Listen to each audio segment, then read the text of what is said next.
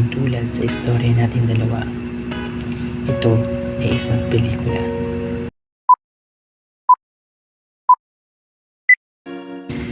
Pelikula na binubuo ng maraming parte, kagaya na lamang ng introduksyon sa simula.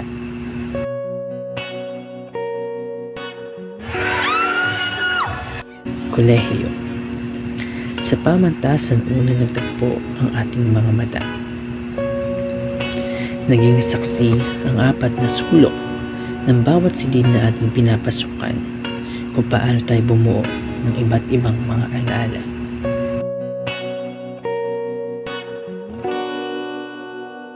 Mapapansin mo kaya ako'y magkukunwari ba sa nararamdaman kahit walang pumapagitan?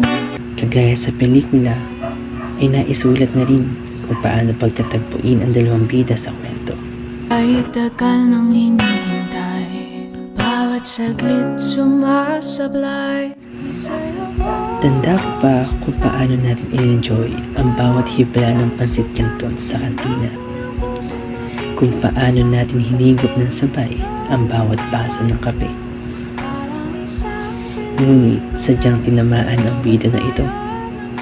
Gumigising pa ng sobrang aga para magluto ng pagkain na pagsasaluhan natin ng sabay tuwing lunch break.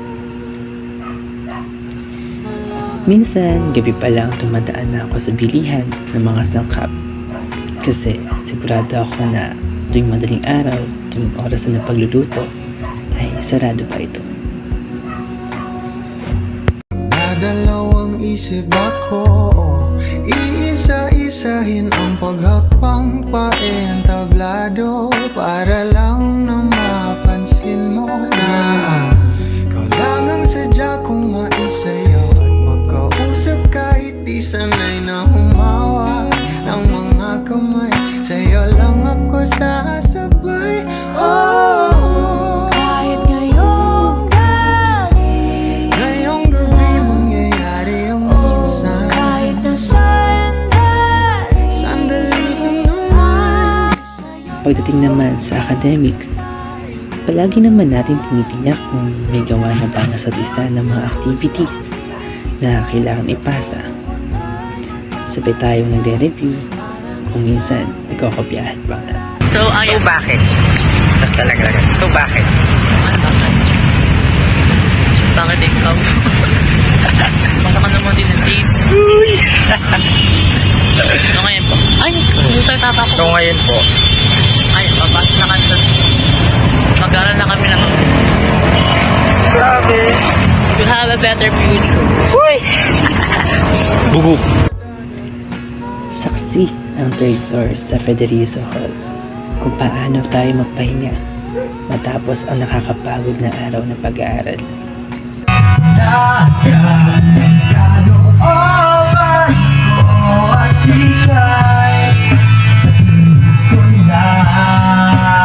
Kagaya sa pelikula, wala pa man din ang climax pero kabado-kabado ka na tuwing magpe-present ka sa harap ng klase.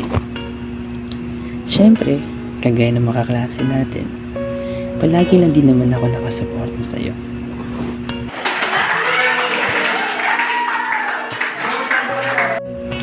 Ngunit, sa maraming bagay na ginawa nating dalawa, hindi ko alam kung may naging paborito ka ba.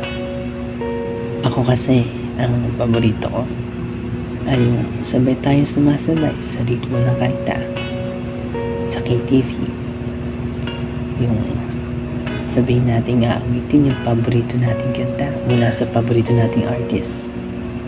Yung tipong wala na tayong pakialam kahit marinig pa na kabilang room kung sintonado ba tayo o ano. Dadalhin kita sa aming bahay, di tayo mag-aalis tayo sa tunay na mundo.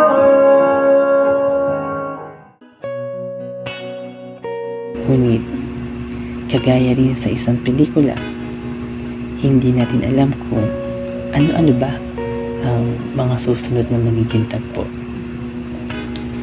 Nakagaya ng isang pelikula, di naman palaging masaya. hindi rin palagi magkasama ang dalawang bida. At sa wakas ng kwentong ating binuo, hindi na siya kagaya ng isang pelikula na kalimitang mayroong happy ending. Hindi siya naging happy ending in a romantic way, pero masaya pa rin ako dahil alam ko naman na maligaya ka na ngayon. At ako, mas okay na ako kumpara noon. Sabi ko nga, kung yung mga pinagdaanan ko noon, yung kapalit ng mga na-achieve ko ngayon, sobrang okay ako. Sobrang grateful ako. Masaya ako na kahit minsan tayo pinagtagpo. Masaya ako dahil magkasama tayong bumuo ng sarili nating kwento at mga yugto. Salamat dahil alam kong naging parte ka ng buhay ko. At salamat dahil sa'yo mas tumibay ako. Dahil sa'yo mas natutuhan kong mahalin ang sarili ko. Salamat, Ma. Magpapahinga na parang isang pelikula.